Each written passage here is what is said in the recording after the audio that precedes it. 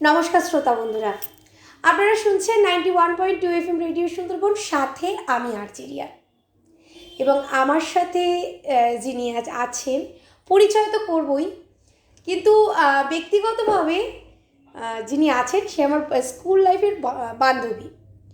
তো আজকে যার সাক্ষাৎকার নিতে এসেছি, যে আমার যে বান্ধবী, ওর কাছে সাক্ষাৎকার নিতে আসার আমার একটাই কারণ, একজন লেডি, সে এয়ারলাইনের জব ছেড়ে, একটা ভালো একটা জব ছেড়ে হঠাৎ করে তার মাইন্ডে এসে গেল বিজনেস করবে। তো এই যে এয়ারলাইনের জব, একটা লাকিলি এই জবটা মানে যারা পায় খুব লাকিলি পায়, সেই জব ছেড়ে বিজনেসে এসছে। তো সেই হেতু কিসের বিজনেস, কি সব বিস্তারিত আমরা আজ দিশানির থেকে জানবো। হ্যাঁ বন্ধুরা, অনেকেই হয়তো টাকিতে ওকে অনেকে চেনো, আবার অনেকে নাও চেনা আছো। তো চলো আজ আমরা ওর থেকে পরিচিত হয়ে নেব। আচ্ছা দিশানি, কেমন আছিস? ভালো। আচ্ছা, আমরা শুরু করে দিই। কিছু কিছু ছোটো ছোটো প্রশ্ন রাখবো তোর কাছে, যে এই যে এয়ারলাইন থেকে বিজনেসে আসা, প্রথমে বলো বিজনেসটা কিসের খুলেছিস? এটা একটা পার্লার, মানে এটা লেডিস পার্লার। নাম কি? এটার নাম হচ্ছে গ্ল্যাম স্পা অ্যান্ড পার্লার। আচ্ছা। এটা আছে চৌরঙ্গি মোড়ে, ঠিক বাজারের অপোজিটে, লজ শুভদ্বীপ গ্রাউন্ড ফ্লোরে। আচ্ছা, তো এবারে মূল প্রশ্নে আসি, যে এয়ারলাইনের মতন একটা ভালো জব ছেড়ে তুই হঠাৎ করে বিজনেসটাকে কেন বেছে নিলি? ফার্স্টেই বলি যে আমি কোনো প্রফেশনকে ছোট বড় করতে চাই না। ফার্স্টেই বলি যে যারা জব করে তাদের নিজস্ব একটা মানে সেই থিঙ্কিং থাকে যে আমি জব করব, 9 to 5 করব।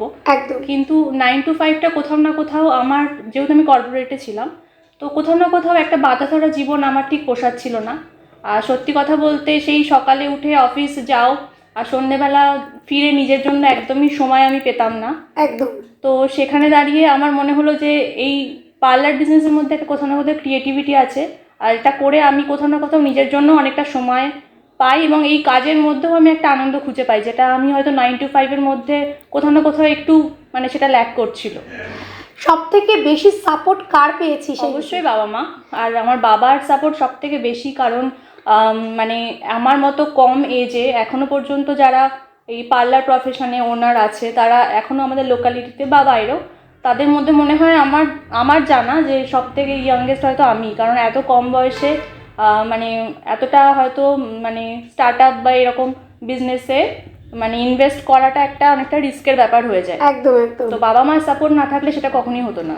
তো একদম তোর অভিজ্ঞতা এই বিজনেস লাইনে প্রথম, তো সেই প্রথম যাত্রার যে শুরুটা, কিভাবে চ্যালেঞ্জগুলোকে তুই মোকাবিলা করেছিস?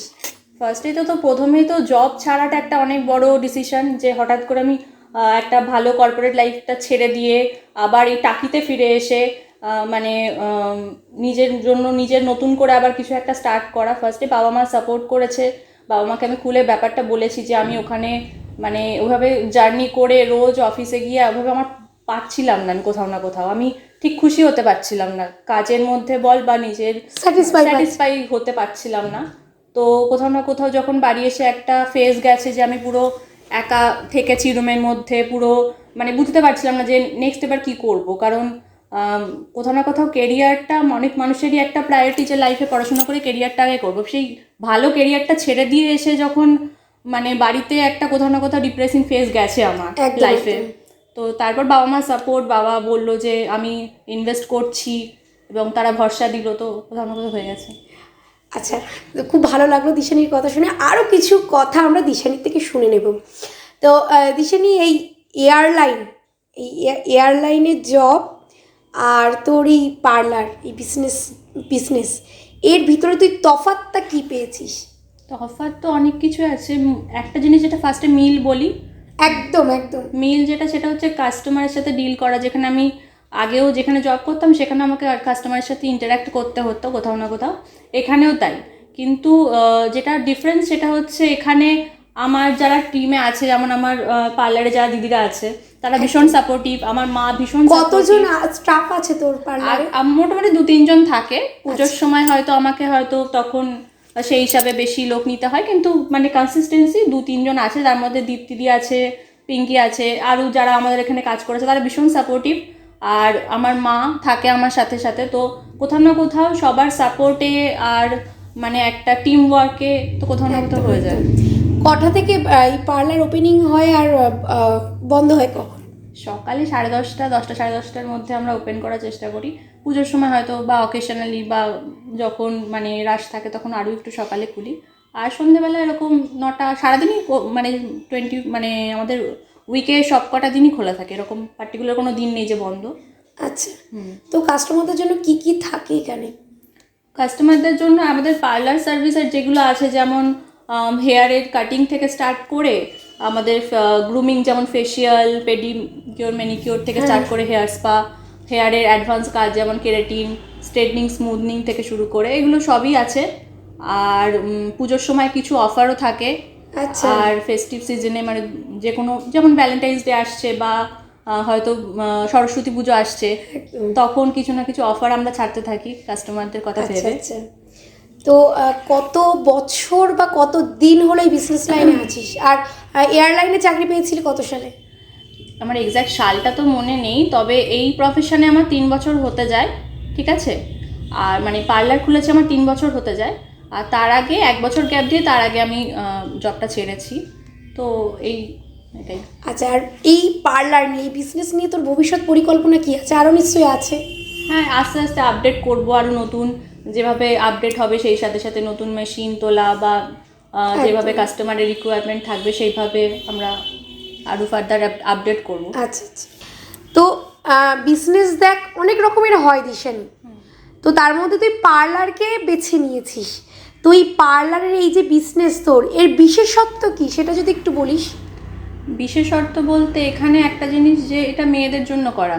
আমি নিজে সাজতে খুব ভালোবাসি আর নিজেকে গ্রুম রাখতে ভালোবাসি, তো সেই জন্য মনে হলো যে প্রত্যেকটা মেয়েরই উচিত নিজেকে প্যাম্পার করা। ওই জন্য অন্যকে সাজানোর জন্য তুই। হ্যাঁ, একদমই তাই। ভীষণ ভালো লাগলো দিশানির থেকে। এবার দিশানির থেকে একটু আমরা একটু নেগেটিভ প্রশ্ন একটু চলে যাই।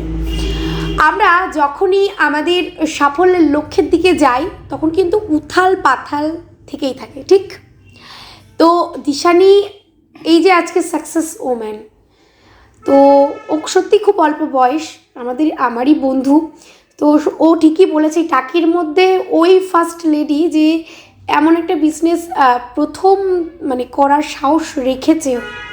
তো দিশানি যেটা বলবো যে এই যে যে শুরুটা ছিল তোর এই বিজনেসটা, তোকে ঠিক কী কী প্রবলেম তো ফেস করতে হয়েইছে, তো কী কী প্রবলেম ফেস করতে হয়েছে একটু যদি বলিস। প্রবলেম তো প্রত্যেকটা প্রফেশনেই আছে, ছোট বড়। প্রবলেম ফেস করতে হয়েছে এবং হচ্ছে এবং ভবিষ্যতে হয়তো হবে, সেটা আমি অ্যাকসেপ্ট করেই নিয়েছি। কিন্তু কোথাও না কোথাও প্রথমে যেটা হয়তো একটু হার্ট হতো, যে এরকম অনেক কাস্টমার আমাদের কাছে এসে বলেন যে অমুক পার্লার থেকে আমি স্যাটিসফাই হইনি, আমার এই প্রবলেমটা ফেস করতে হচ্ছে, আমার চুল কেটে পড়ে যাচ্ছে বা আমার এই প্রবলেমটা হয়েছে। তো আমরা তাকে ভালোভাবে আমাদের সাইড থেকে যতটা পসিবল আমরা ভালোভাবে সার্ভিস দেওয়ার চেষ্টা করি। আবার যখন জানতে পারি সেই সেম কাস্টমারই আমাদের পার্লার থেকে গিয়ে অন্য পার্লারে গিয়ে আমাদের পার্লারের নামে বলছে, তো এগুলো কি হয়, এটা একটা কাস্টমারদের মানে কোথাও না কোথাও প্যাটার্ন বা সাইকোলজি, যে হয়তো অন্য পার্লারের নামে খারাপ বা দুর্নাম করলে আমি আরেকটু ভালো সার্ভিস আমি পাবো। তো কোথাও না কোথাও এটা প্রথম হয়তো হার্ট হতো, যে বদনামের একটা ব্যাপার, যেটা কেন করে আমি বুঝি না। কিন্তু তারপর আস্তে আস্তে জিনিসটা বুঝলাম যে আমি যদি আমার মতন করে এগিয়ে যাই, আমি তো এখানে কারুর ব্যাপারে কোনো সমালোচনা করি না, আমি নিজের কাজ নিজের মতনই করি। আর আমার পার্লারে যারা স্টাফরা আছে ভীষণ প্রফেশনাল, ওরা মানে প্রফেশনের বাইরে গিয়ে এক্সট্রা কোনো কথা না শোনে না বলে। তো কোথাও না কোথাও গিয়ে আমার মনে হয় যে ঠিক আছে, এখন যখন নিজের মতন করে যাচ্ছি, তো একটা না একটা সময় গিয়ে সাকসেসফুল হবই। মানে জিনিসটা হয়তো প্রথমে হয়তো থমকে যেতে পারে কিছুদিনের জন্য, কিন্তু সেটা সারা জীবনের জন্য নয় অবভিয়াসলি। কারণ মানুষ, যারা কাস্টমার, যারা মানুষজন আমাদেরকে আসছেন, এখানে সার্ভিস নিচ্ছেন, তারা তো কাজ করে বুঝবেন, তারা তো স্যাটিসফাই হচ্ছেন বলেই আবার আসছেন। তো কোথাও না কোথাও 2-4 জন থাকবেই যারা মানে যাদের হয়তো কোথাও না কোথাও জানি না কেন এটা মানে মেন্টালিটি থেকে যায় যে নেগেটিভ কথা বলবো, মিথ্যা কথা বলবো।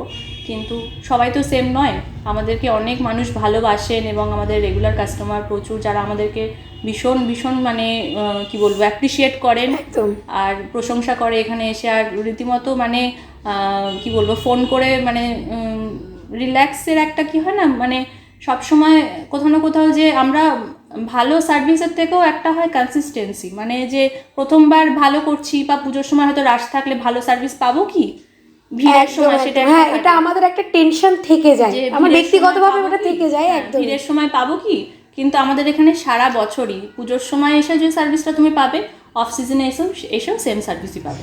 তো আমরা অনুষ্ঠানের একদম শেষ পর্বে আছি। তো খুব সুন্দরভাবে অনুষ্ঠানটা কিন্তু আজকে আমার থেকে বেশি দিশানি উপস্থাপিত করেছে।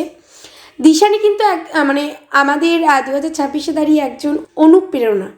মানে সত্যি মানে চাকরি ছেড়ে, জব ছেড়ে বিজনেসে আসা, এমন একটা স্বপ্ন দেখা, একটা অদম্য জেদ, এটা দিশানির থেকে বোধহয় আমাদের সমস্ত মেয়েদের একটা অনুপ্রেরণা দিশানি আজকে আমাদের। তো দিশানিকে কুর্নিশ জানাই এর জন্য, কারণ চাকরি তো সহজে মানুষ ছাড়তে চায় না একবার পেলে। তো সেই জায়গা থেকে ও, আসল কথা বলতে গেলে একটা স্বাধীনতা, নিজের মতন করে একটা স্বাধীনতার যে চাকরি, এটা অ্যাকচুয়ালি বলতে গেলে এটা অ্যাকচুয়ালি স্বাধীনতার চাকরি, সেটাকে বেছে নিয়েছে এবং খুব সাকসেসফুলিভাবে স্মুথলি ওর লক্ষ্যে এগিয়ে যাচ্ছে, ঠিক তো? তো আমি একদম সর্বশেষ প্রশ্ন যেটা দিশানি কাছে রাখবো, যে দিশানি সবসময় না ওই চাকরির পিছনে ছুটলে হয় না। দেখ, প্রত্যেকটা মানুষের একটা নিজস্ব ইচ্ছা থাকে, কেউ ডাক্তার হবে, কেউ শিক্ষক হবে, কেউ ওর বিজনেস করবে, যেমন তুই উদাহরণ। তো কেউ যদি এই বিজনেস, তোর মতন এরকম বিজনেস, বিশেষ করে মহিলারা, কারণ মহিলারা দেখ এখন প্রত্যেকটা মহিলারা 25-26 সালে এসে দাঁড়িয়ে নিজেরা স্বাবলম্বী, নিজেরা নিজেদের ফিনান্সিয়ালি স্ট্রং হওয়ার চেষ্টা করছে। প্রত্যেকটা মহিলারা 500 টাকা ইনকাম করা মানেও তাদের ইনকাম করা। তো কেউ যদি এই বিজনেস প্রফেশনটাকে যদি কেউ বেছে নেয়, যদি কেউ পেশাটাকে বেছে নেয়, তুই তাকে কি তুই পরামর্শ দিবি, কি বলবি সেই মেয়েকে? এই একটা কথা বলবো যে যেহেতু মেয়েদের কথা উঠলো, আমার মনে হয় যে কোনো প্রফেশনে প্রত্যেকটা মেয়েকে সাপোর্ট করা উচিত।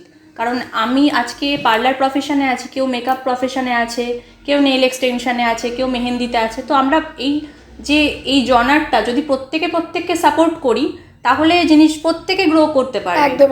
মানে ওই যে বলে না, মেয়েরা মেয়েদের শত্রু, এই ব্যাপারটা আমি একদমই মানি না। কারণ আমার ফ্রেন্ড সার্কেল বা আমার থেকে যারা দিদিরা আছে, বোনেরা আছে, মানে আমরা যদি প্রত্যেককে সাপোর্ট করতে পারি, তাহলে একসাথে গ্রো করা যায়।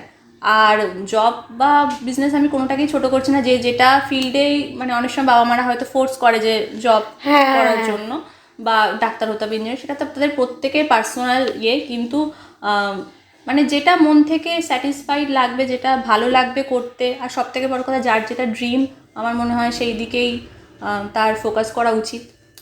তো খুব সুন্দর লাগলো দিশানির সাথে কথা বলে। তো দিশানিকে লাস্টে যেটা বলবো, যে তোর এই পার্লারে যদি কেউ আসতে চায়, এই পার্লারের কন্ট্যাক্ট নাম্বারটা যদি বলিস। ফার্স্টে অ্যাড্রেসটা একবার বলে নিই। আমাদের অ্যাড্রেস হচ্ছে টাকি, চৌরঙ্গি মোড় বাজার, তার ঠিক সামনেই লজ শুভদ্বীপের গ্রাউন্ড ফ্লোরে। আমাদের কন্ট্যাক্ট নাম্বার হচ্ছে 7584804476। আর একবার রিপিট কর। 7584804476। অনেক ধন্যবাদ দিশানি তোকে, বিশেষভাবে আমাকে সময় দেওয়ার জন্য। পার্লারে কাজ চলছিল, তার মধ্যে এসে আমি ডিস্টার্ব করেছি, বাট দিশানি কিন্তু খুব ইজিলি আমাকে সময় দিয়েছে, ভীষণ ব্যস্ত একটা মানুষ। তো দিশানিকে ধন্যবাদ। এবং বন্ধুরা, আজকের অনুষ্ঠানটি আমরা এখানেই শেষ করছি। পরবর্তীকালে এমনই সুন্দর অনুষ্ঠান নিয়ে আবার হাজির হব আমি, আরজে রিয়া। ততক্ষণের সাথে থাকুন, শুনতে থাকুন 91.2 FM রেডিও সুন্দরবন। নমস্কার বন্ধুরা।